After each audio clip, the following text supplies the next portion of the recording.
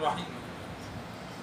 حضرت ابو ہریرہ رضی اللہ تعالی عنہ روایت کرتے ہیں کہ انصار نے آپ صلی اللہ علیہ وسلم سے عرض کی کہ کھجوروں کے درختوں کو ہمارے اور مہاجرین کے درمیان تقسیم کر دیجیے۔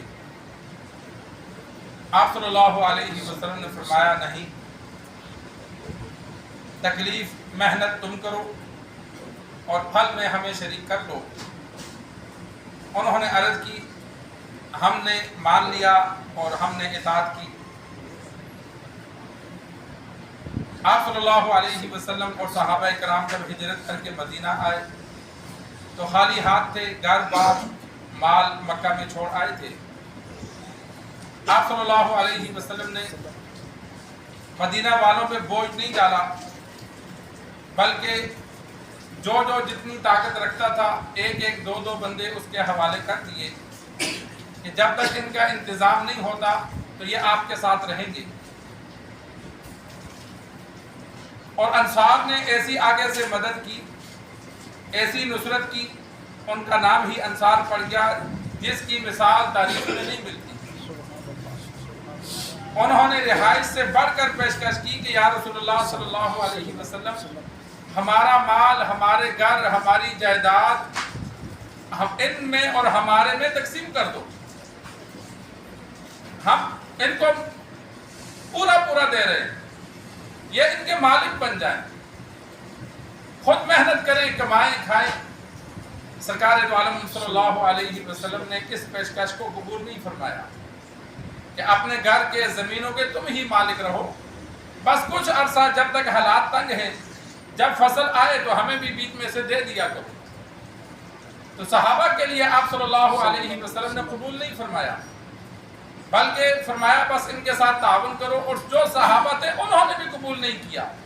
عبد الرحمن بن عوف رضی اللہ تعالی عنہ کا واقعہ موجود ہے کہ سعد بن ربیع رضی اللہ تعالی عنہ کے گھر ان کو بھائی بنایا گیا، مواخات ہوئی تو سعد بن ربیع رضی اللہ تعالی عنہ نے ان کو پورے گھر کے برتن سارا سامان 2 حصوں میں کیا، اور پھر آفر دی کہ یہ آدھا سامان آپ رکھ لو، آدھا میں رکھ لیتا ہوں، یہ آدھا گھر آپ کا، آدھا میرا، یہ آدھی زمین آپ کی، آدھی میری، اور میری 2 بیویاں ہیں۔ اس وقت پردے کے احکامات نازل نہیں ہوئے تھے اور شرعاً یہ کوئی حرج بھی نہیں ہے۔ فرمایا اگر کوئی بیوی تجھے پسند ہے تو کوئی بات نہیں، میں طلاق دے دوں گا، عدت کے بعد تو شادی کر لینا، تو بتا دے، میں اتنا کر سکتا ہوں۔ اس نے کہا نہیں، مجھے نہ بیوی چاہیے، نہ برتن چاہیے، نہ مکان چاہیے، بس رات رہنے کی جگہ دے دے، اور مجھے بازار دکھا دے کدھر ہے۔ صبح اٹھ کر بازار چلے جاتے، محنت مزدوری کرتے، چند دن نہیں گزرے تھے کہ مدینہ کے بڑے تاجر بن گئے۔ عبد الرحمن بن عوف صحابہ میں سب سے مالدار تھے، بڑا اللہ نے مال دیا، بڑے مالدار تاجر بن گئے۔ تو یہ انصار نے پیشکش کی۔ البتہ آپ صلی اللہ علیہ وسلم نے اپنی ذات کے لیے، بعض صحابہ نے اپنے باغات کا حصہ دیا، یا رسول اللہ اتنا باغ آپ کا ہے، اتنا باغ آپ کا ہے، اتنا باغ آپ کا ہے، جو فصل آئے گی آپ کو دیں گے۔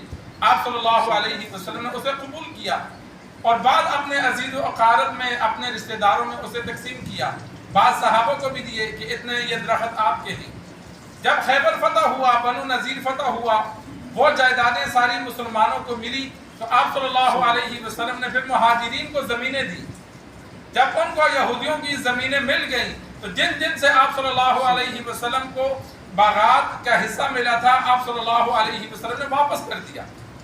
انصار انکار کرتے رہے کہ یا رسول اللہ ہمیں نہیں چاہیے، نئی زمینیں بھی مہاجرین کو دے دو، آپ رکھ لو، اور جو ہماری ہم نے دی ہوئی ہیں ہمیں مت واپس دو، ہمارے باغات بھی آپ رکھ لو۔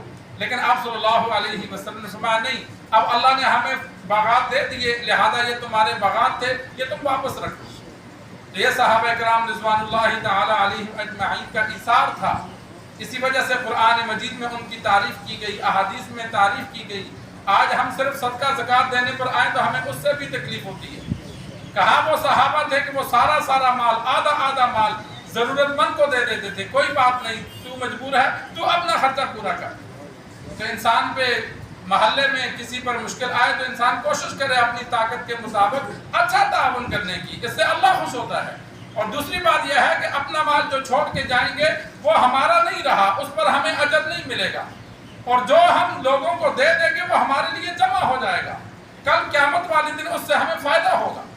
اللہ سے دعا ہے اللہ ہمیں دین سیکھ کر سمجھ کر صحابہ کی طرح دین پر عمل کرنے کی توفیق عطا فرمائے۔